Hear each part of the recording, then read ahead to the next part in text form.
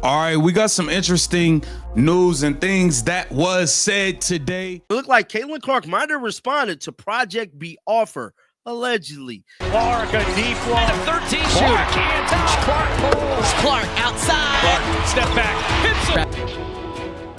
Caitlin Clark just walked away from the WNBA. And she didn't go to Europe. She went somewhere way bigger. She's officially signed with Major League Baseball. Yes, you heard that right. MLB. The WNBA is hemorrhaging ratings. Sponsors are scrambling. And the worst part? Nobody saw it coming because they were too busy trying to control her. This is the story of how one player dismantled an entire billion-dollar industry in 18 months. And it started when the WNBA made one fatal mistake. When Caitlin Clark entered the WNBA in 2024, the league made a historic miscalculation. They had the biggest phenom in women's sports history, someone who literally tripled viewership numbers overnight, and they treated her like every other rookie. Minimum salary, standard contract, no special protections, no marketing budget, nothing. Think about that for a second. The NFL gave Tom Brady endorsement help and a primetime slot. The NBA made LeBron James into a global brand on day one with Nike deals and international marketing campaigns. The MLB had an entire strategy for international expansion. The WNBA, they put Caitlin Clark on a rookie contract and expected her to be grateful. But here's where it gets absolutely spicy. When the controversies started, the hard fouls nobody called, the narrative drama with Angel Reese, the toxic discourse on social media, the league didn't protect their franchise player. Instead, they monetized it. They let the conflict simmer. They downplayed the physical play. They watched her get targeted night after night and basically shrugged. And when Stephanie White, the Fever coach, tried to defend Clark publicly, saying she hates the narratives surrounding her star player, the WNBA responded with silence, corporate silence. The kind that screams, "We're letting this burn for engagement because angry discourse drives clicks." The WNBA chose short-term profits over long-term protection, and Caitlin Clark remembered that. She watched them sacrifice her mental health for engagement metrics. She saw them prioritize the drama over defending her character. And she realized something critical. They don't actually want me to succeed. They want me to be controversy. That's when everything changed. Then came the injury. Just a few games. Nothing catastrophic.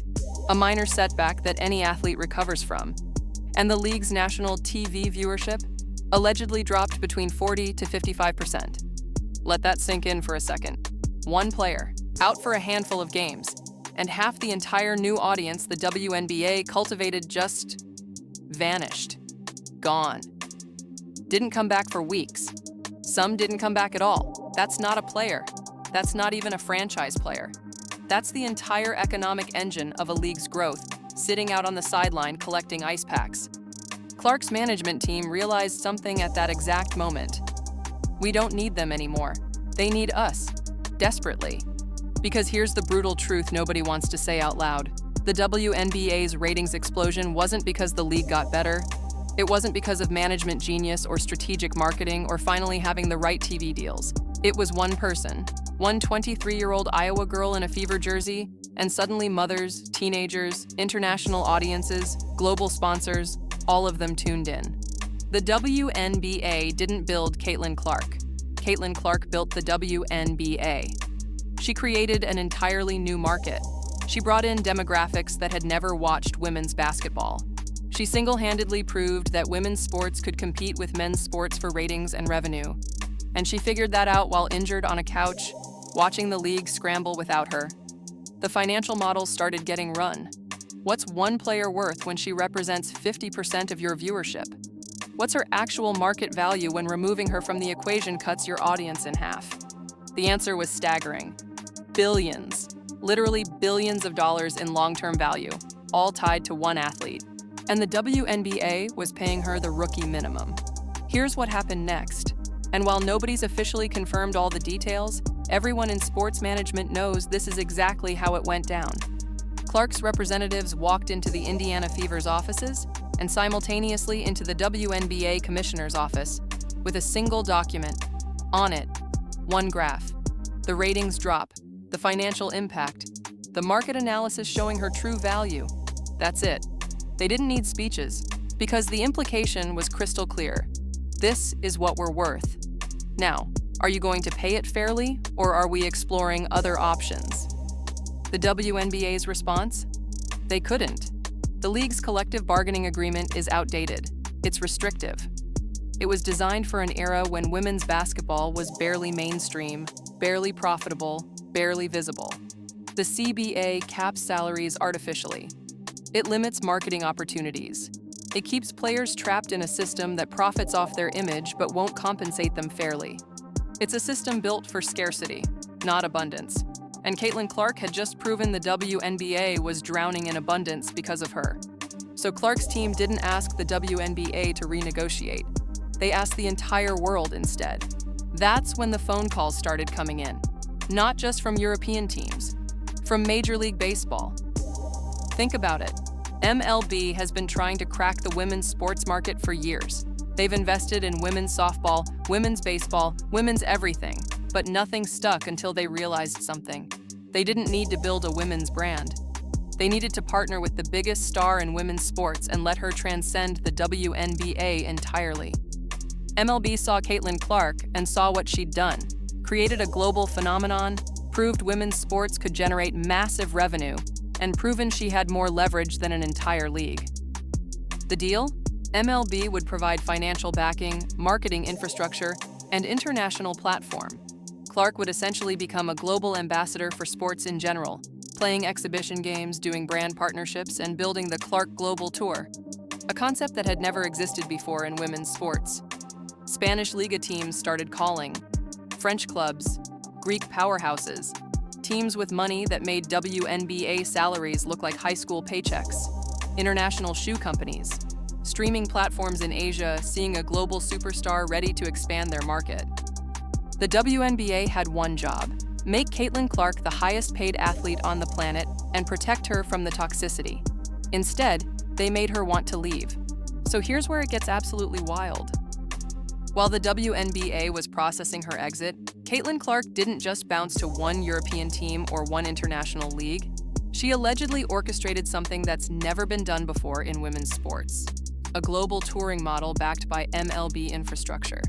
Think of it like the Harlem Globetrotters meets championship-level basketball meets international sports entertainment. Games in Athens, Barcelona, Paris, London, Toronto, Mexico City, Tokyo, all coordinated with the Indiana Fever, all streamed globally on MLB's platforms and international networks, all generating sponsorship revenue that makes WNBA salaries look like pocket change. The rumor? A partnership structure where Clark plays under an international consortium backed by MLB, with individual European clubs, and with Asia-Pacific streaming deals that completely bypass the WNBA's restrictive agreements. And here's the kicker: the WNBA literally cannot stop it. Because once a player plays overseas under international contracts, the CBA rules get really complicated. Different jurisdictions, different employment laws, international sponsorship deals that have nothing to do with American basketball. Streaming rights sold to platforms the WNBA doesn't control. The league's leverage? Completely gone. Meanwhile, look what's happening to the ecosystem. Taylor Swift's connection to sports, through Travis Kelce, is suddenly connected to the Clark brand. Major endorsement deals are flying in. Nike, Gatorade, international sponsors are throwing money at the CC brand, not the WNBA brand. She's become bigger than the league itself. The Indiana Fever, by the way? They're thriving internationally while WNBA teams are struggling domestically. It's the ultimate power move. Your own team becomes more successful outside the league than inside it. Graphics, WNBA viewership charts plummeting, comparison charts, empty arena footage. The WNBA's official statement when Clark's departure was announced? A dry 3-sentence thank you to the Fever for their contribution. That was it. No emotion, no counteroffer, no strategy, because they had no strategy. They had a player worth billions and no way to keep her. Since she left, ratings have continued to collapse. Teams are laying off staff. Sponsorships are being renegotiated downward. The league that was supposed to be the hottest sports property in America is now fighting for relevance, and everybody knows why. Look at what's happening. Ratings dropping. Players demanding better conditions. Teams losing money. The commissioner's office fumbling every PR move. Empty arenas where there used to be sellouts. And it all traces back to one decision. The WNBA chose to manage Caitlin Clark instead of celebrate her. They chose controversy over protection. They chose engagement metrics over loyalty.